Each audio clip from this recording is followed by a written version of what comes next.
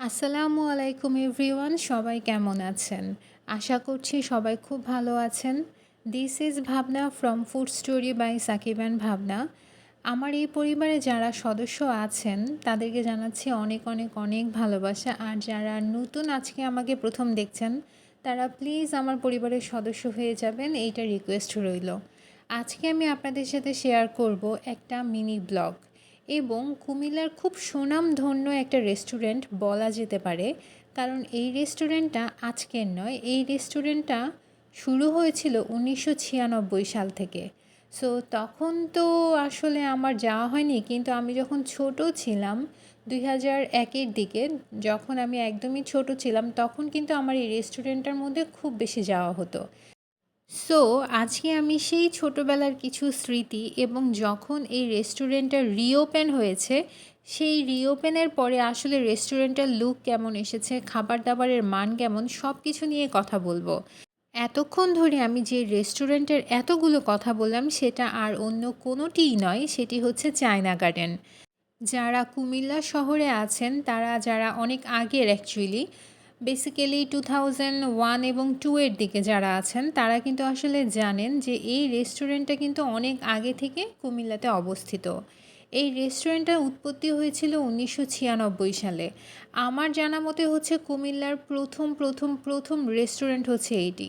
And আমি যখন এই রেস্টুরেন্টে গিয়েছিলাম তখন আমি 2001-এর দিকে, আমি খুবই ছোট ছিলাম। আমার আব্বু সহ বেসিক্যালি আমার এই রেস্টুরেন্টের মধ্যে যাওয়া হতো।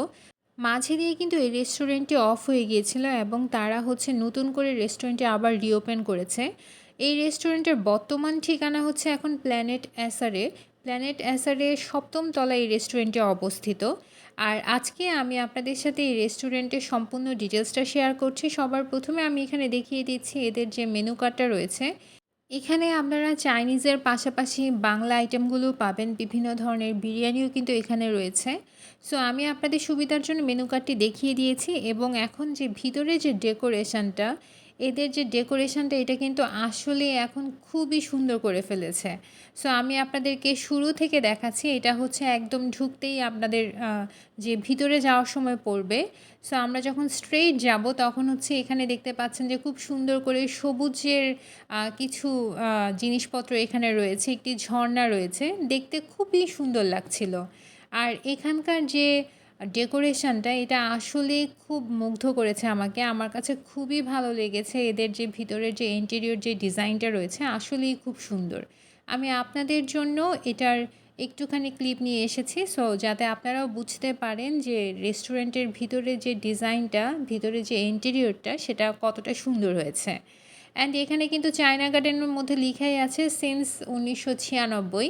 এটা কিন্তু ওদের যে রেস্টুরেন্টের ভিতরেই লেখা আছে। আর এই তো এখানে আপনারা দেখতে পাচ্ছেন এখানে বসার জন্য অনেকগুলো টেবিল কিন্তু আছে। টেবিলের সেট আপগুলো খুব সুন্দর লেগেছে আমার কাছে। মেইনলি ভিতরে যে ডেকোরেশন এটা আসলেই খুব সুন্দর হয়েছে।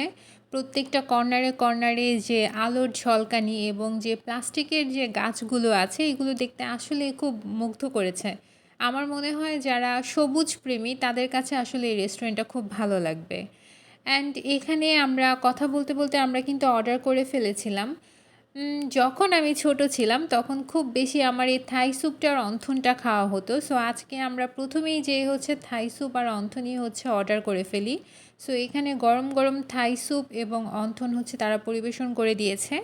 সো আমি আপনাদের সাথে একটুখানি শেয়ার করছি, ওদের থাই স্যুপটা কিন্তু আসলেই খুব মজা।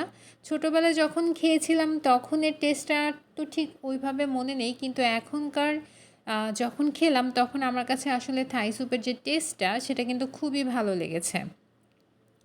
অ্যান্ড এখানে আমি ওদের অন্থন নিয়ে বলব যে ওদের অন্থনটাও মোটামুটি ভালো, কিন্তু এটা আসলে আরেকটু ক্রিস্পি হতে পারে।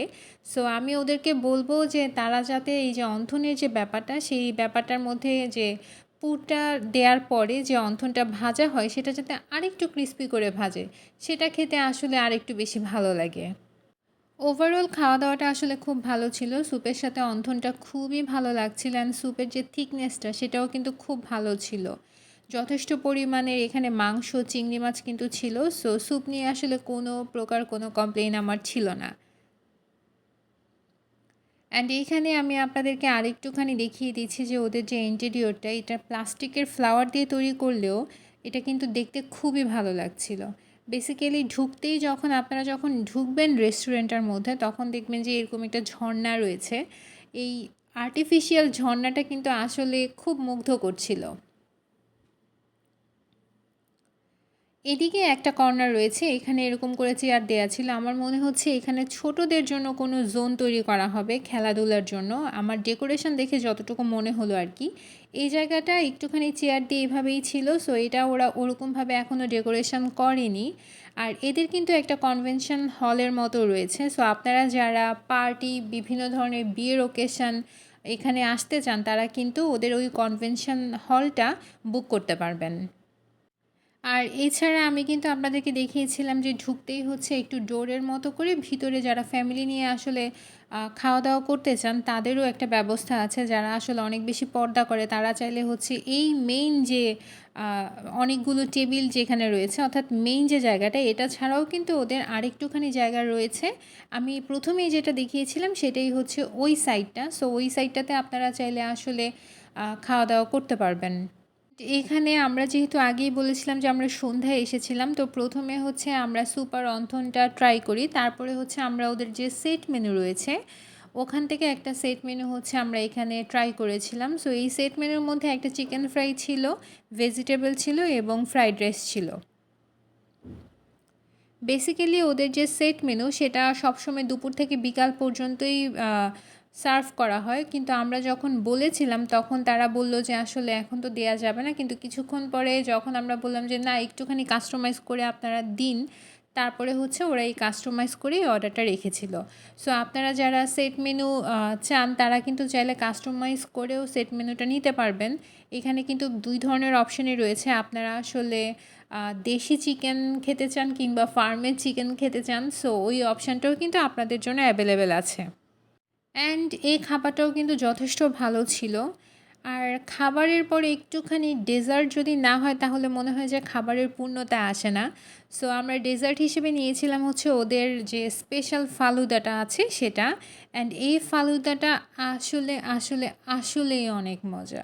কোয়ান্টিটিও যথেষ্ট ছিল এবং মজাও কিন্তু খুব বেশি ছিল। প্রথমে উপরে একটু আইসক্রিম ছিল, তারপরে একটুখানি ফলমূল, তারপরে লেয়ারে ছিল নুডলস, তারপরে লেয়ারে ছিল জেলি। সো এই ফালুদাটা আসলে যখন আমরা টেস্ট করেছিলাম আসলেই আমার কাছে মনে হয়েছে যে এতক্ষণ যা খেয়েছি তার থেকে এই ফালুদাটা সবচেয়ে বেশি ভালো ছিল। সো যারা যাবেন অবশ্যই ফালুদাটা ট্রাই করবেন। আজ এই পর্যন্তই। সবাই ভালো থাকবেন, সুস্থ থাকবেন। আল্লাহ হাফেজ।